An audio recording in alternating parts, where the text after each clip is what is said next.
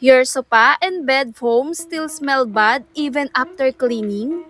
Try this simple hack. This is what bacteria, stain, and bad odor look like up close, not cute. But don't worry, you don't need expensive cleaners. I'll show you an easy DIY cleaning hack at home. Here's what I use. 1 tablespoon baking soda, 1 tablespoon vinegar, 1 teaspoon dishwashing liquid, 1 cup of water. Just mix everything well until it become a foamy cleaning solution. Now, grab a towel and soak it into the mixture. Then, place it over a pot cover.